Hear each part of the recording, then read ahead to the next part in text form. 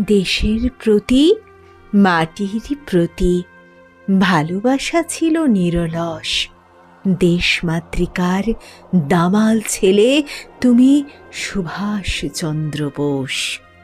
দেশের সকল লোকে তোমায় নেতাজি বলেই জানে।